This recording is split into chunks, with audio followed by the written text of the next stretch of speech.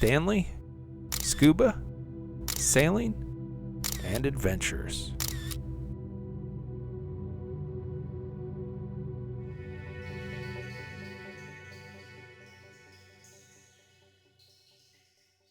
I appreciate you being here with me to log an entry in the travel journal. If this is your first time, please hit that subscribe button. Today we'll be scuba diving Saba's Tent Reef dive site. Well, this is it. This is dive number 19 in this 19-part series. All of the videos in this 19-part series were recorded during a week-long liveaboard. We started cruising and diving in St. Kitts, then cruising and diving in Saba, and finally ending in St. Martin. The liveaboard vessel was the Caribbean Explorer 2. 27 dives were offered overall, 5 dives for 5 days, and 2 dives on the last day. What if the last dive was the best dive? What if on the last dive you got to see almost all of the things that you really like to see? Was this the best dive for me of all 19? Quite possibly. Here we have a Peacock Flounder. The Peacock Flounder range in size from 6 to 15 inches, reaching a maximum of 18 inches. They're most often found in depths of water ranging from 2 to 40 feet. The distinctive features of the Peacock Flounder include the notch in the upper head profile above the lips, the numerous blue rosettes over the entire body, and the numerous blue spots on the fins and head. The Peacock Flounder. Not a bad way to start a dive. The dive started at 8:12 a.m., the second dive of the day. As I mentioned in the previous dive video, we started quite early on the last day. The dive lasted an hour and 4 minutes, and I recorded an average depth of 31 feet and a maximum depth of 58 feet. My dive computer reported an average water temperature of 82 degrees Fahrenheit.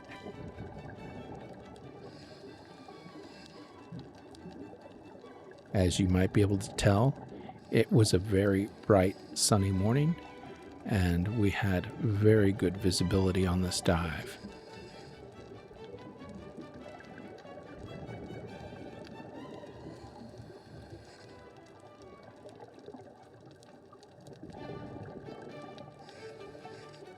This was an incredible and sprawling dive site with a lot of wonderful formations and colors. Of course, a variety of marine life too.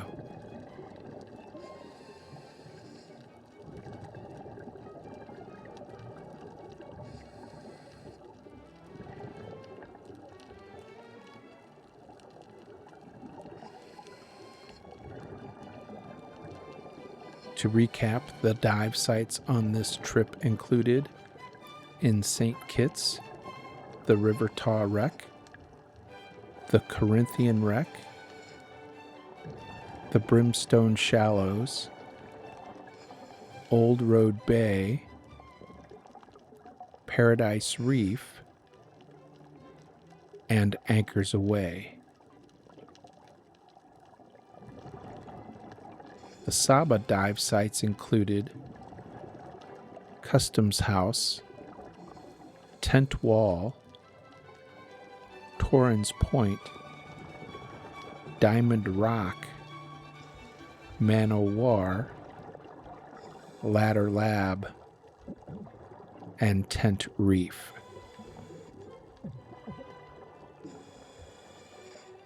Of all the dive sites, there was only one I missed. That being Diamond Rock.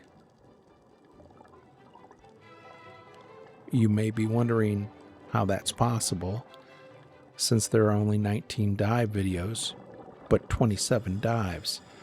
Most of the dive sites were offered more than once. However, Diamond Rock was not, and the only reason I missed that dive was because of a gear problem. So, although I didn't participate in every dive, I tried to not miss any of the dive sites, if that makes sense. The fish you see in front of you here with the red belly is a Stoplight Parrotfish in the intermediate phase.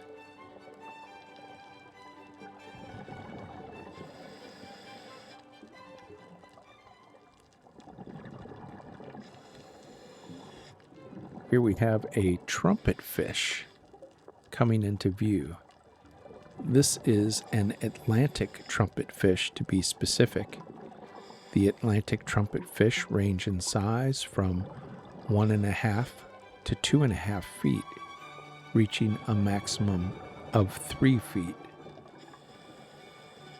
The Atlantic trumpetfish are most often found in depths of water ranging from 15 to 80 feet.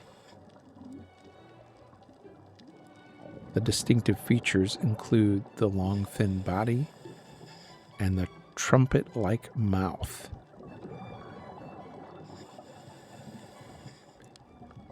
I'm not sure I see the trumpet in the mouth, and I've seen so many of these, but I still don't see the trumpet.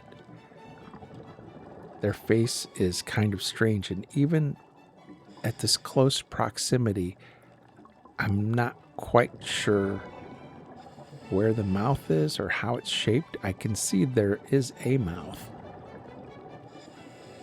but not clear on exactly what I'm looking at when I look at the trumpetfish's face. It's so flat, it actually almost looks distorted to me.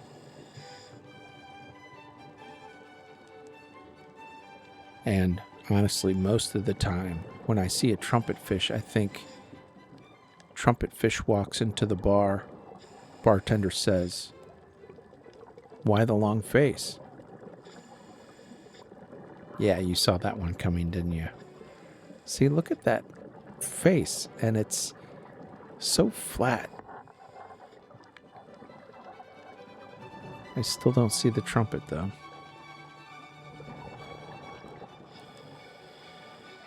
You can see this dive site is filled with large barrel sponges. And here we have a school of humans. This dive site also has this ledge.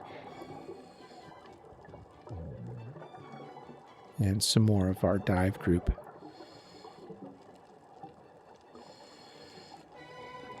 They were a great group of people, and I had a great time. The crew on the Liveaboard was great as well. Great service, great diving. It's interesting. You meet so many people on a Liveaboard and you get to know them in such a short period of time. You're together virtually all day except for sleeping, although a lot of that time you're underwater and you can't talk. There's plenty of time for conversation between dives. Yet, a lot of the folks that I dive with, I never see again. That's not true for everyone. I thought that Filefish was coming after me for a second. That is a white-spotted Filefish.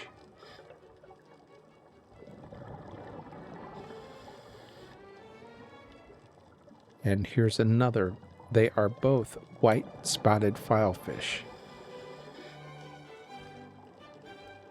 The white-spotted filefish range in size from 10 to 15 inches, reaching a maximum of 18 inches. And look, there goes that file, and then it goes back down. There it goes again. The white-spotted filefish. They're usually found in depths of water ranging from 20 to 70 feet. Note the two orange spines at the base of the tail. Do you see those?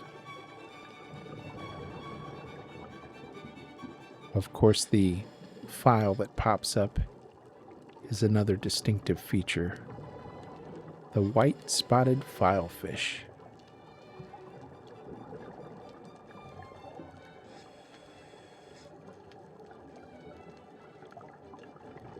And there's my dive buddy Mitch with the white fins. As we pan around, we can see some more of our dive group.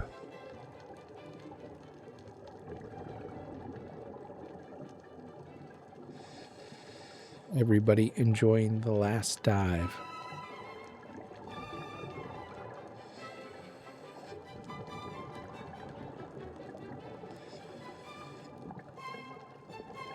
The black and yellow fish in front of us is a rock beauty. The rock beauty range in size from 5 to 8 inches, reaching a maximum of 12 inches, and are most often found in depths of water from 10 to 80 feet.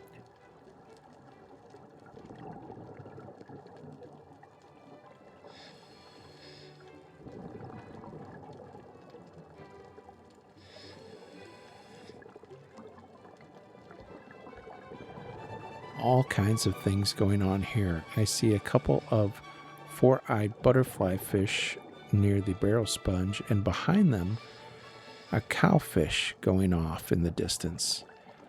We're going to stop and look at these four-eyed butterflyfish. The four-eyed butterflyfish range in size from 3 to 4 inches, reaching a maximum of 6 inches, and are most often found in depths of water from 10 to 60 feet. The distinctive features of the four-eyed butterflyfish include the black spot ringed in white on the rear of the body near the upper base of the tail. Also, they are silver gray with yellow highlights. The four-eye butterflyfish.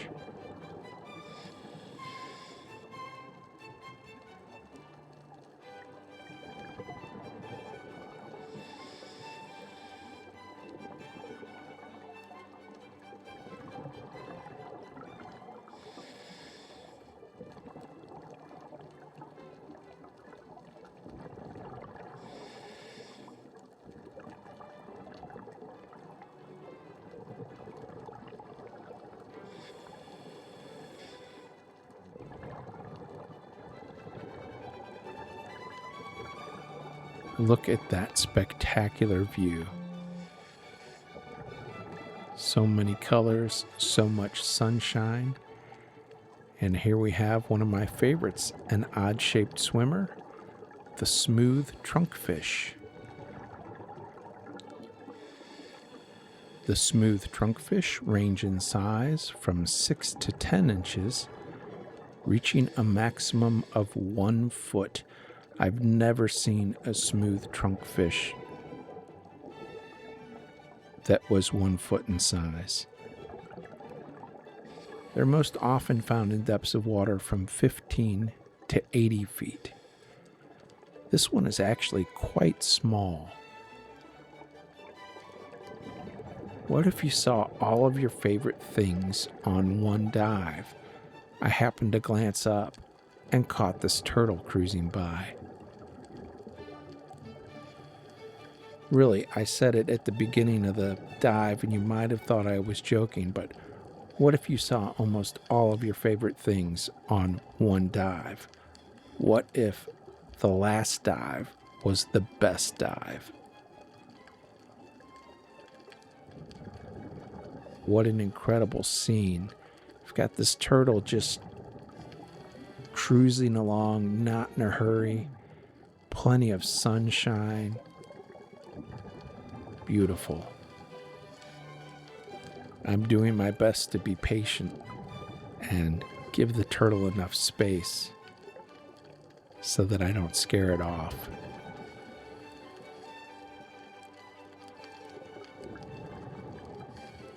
All I can do is be patient and hope that the turtle will slow down or for some reason turn around and swim right toward me.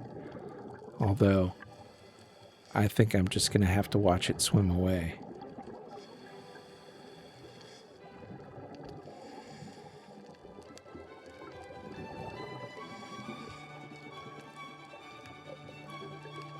Again, look at these colors. Look at the water. This is just an incredible view.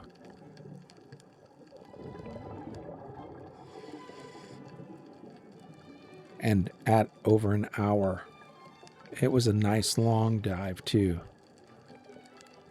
But wait, there's more.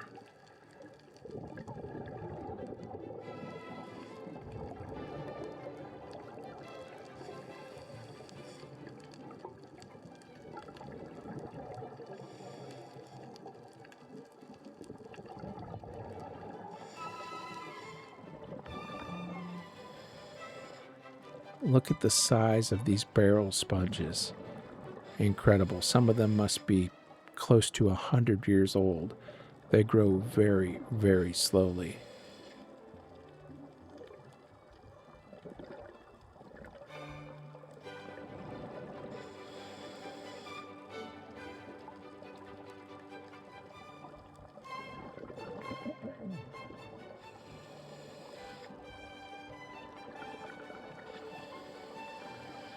You have to take your time and look around. You never know what you might find. A green sea turtle scratching its back on a rock. I guess they do this to remove barnacles, or maybe sometimes the shell just itches. But it's not uncommon for me to see turtles using a rock or even a wreck to rub up against and scratch their shell on. I almost thought this turtle was getting ready to leave, and then I realized he was just trying to scratch that itch. Incredible. Again, what if you saw all of your favorite things on one dive?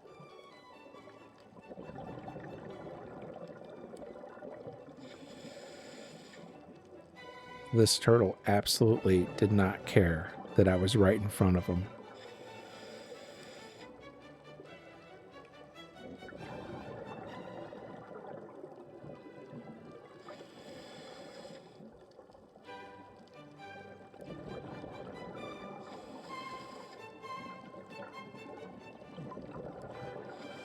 What spectacular creatures.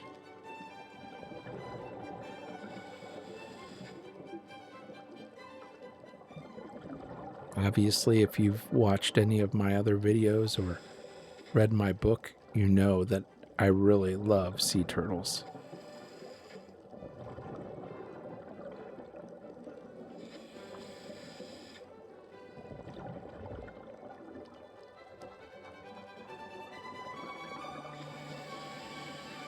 Again, when I thought this turtle was going to leave, he just moved around to scratch his shell some more.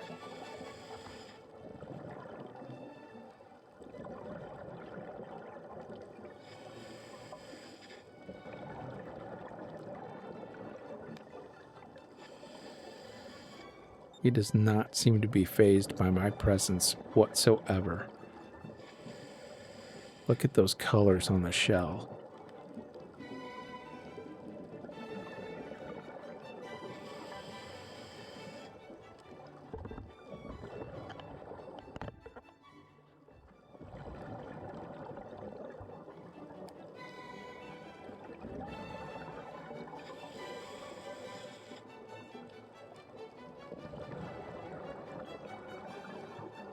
After spending this long only focused on the sea turtle, I thought I'd better pop up and have a look around to see where the rest of the dive group was.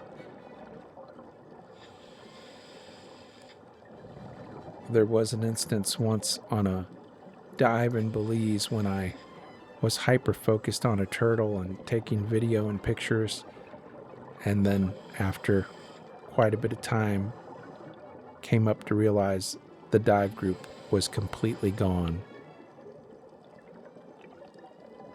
The visibility on that dive was well over 100 feet, and I couldn't see anyone in any direction.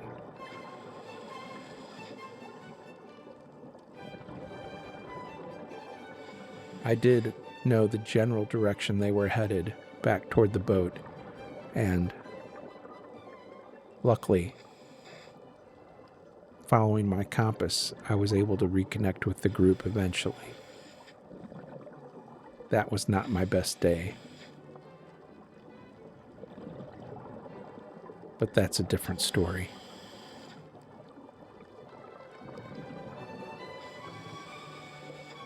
On this occasion, I did not lose the dive group.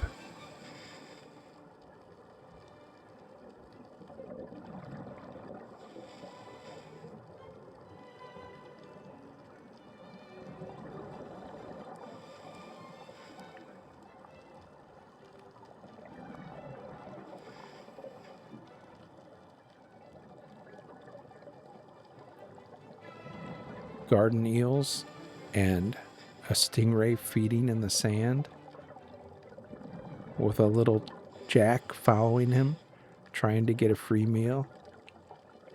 Incredible. How close can we get to this little stingray feeding? I guess we'll find out.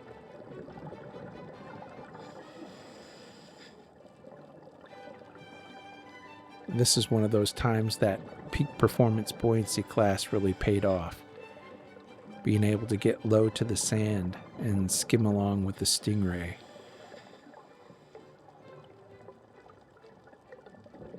Look at this incredible view.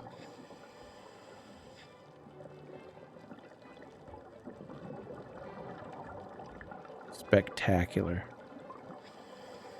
Love stingrays.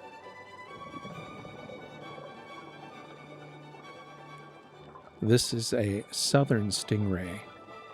The southern stingray range in size from 3 to 4 feet, reaching a maximum of 5.5 feet. That's measuring from wingtip to wingtip. They're most often found in depths of water from 1 to 80 feet.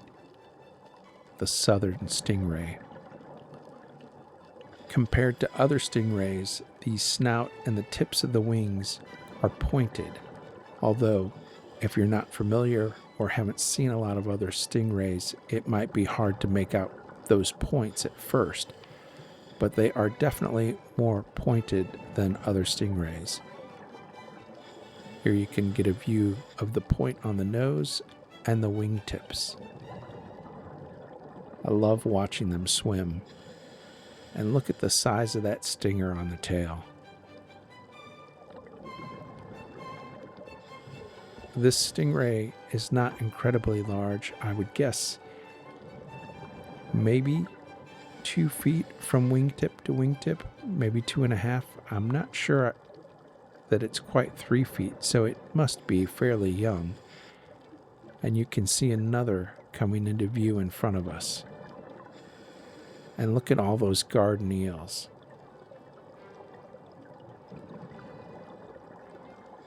I'll say it one more time. What if the last dive was the best dive?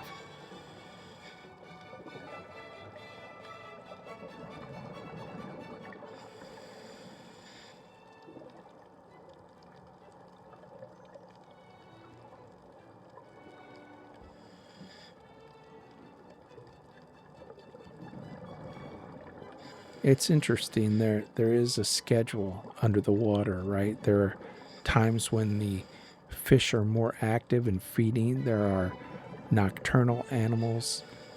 It's a whole nother world. And I guess this is breakfast time for the stingrays.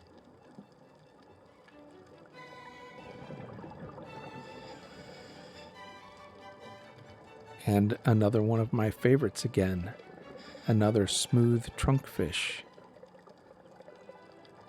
the odd-shaped swimmer. That one is cruising. Look at all of those garden eels.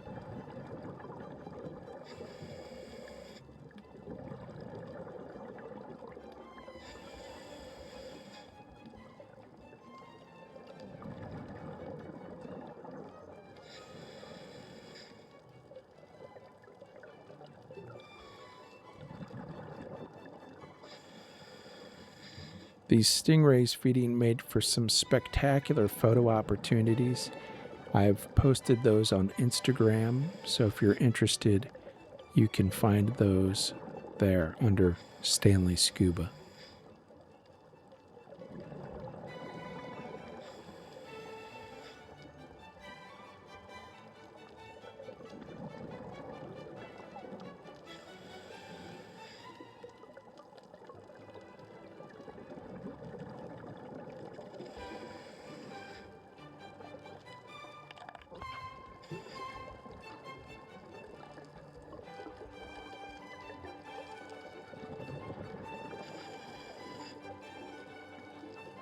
Look at the garden eels disappearing as we get closer. And here we have another view of that smooth trunkfish. This one is not particularly large. When they're juveniles, they almost look like a little die, from a dice set, right? A die.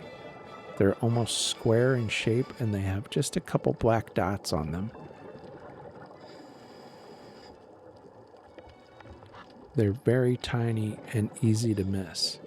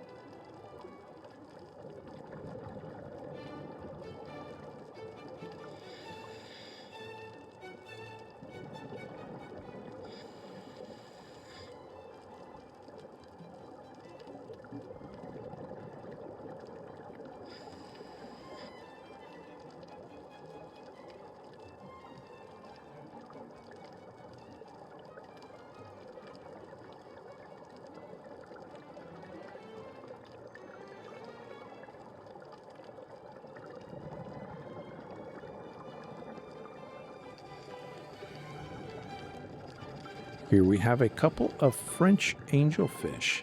The French angelfish range in size from 10 to 14 inches, reaching a maximum of 18 inches. They're most often found in depths of water from 15 to 80 feet. The French angelfish. Note the bright yellow rims on the scales.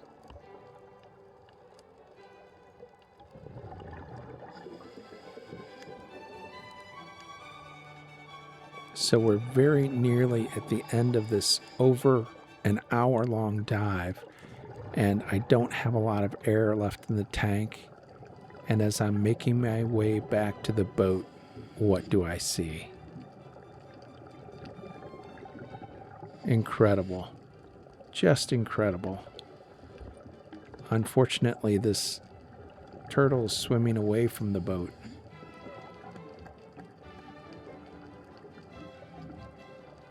Logically, I know I'm low on air and I need to turn around, but I really want to go with the turtle.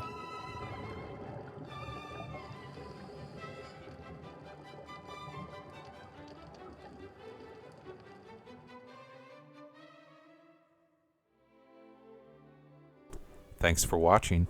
Please don't forget to subscribe, like, and comment.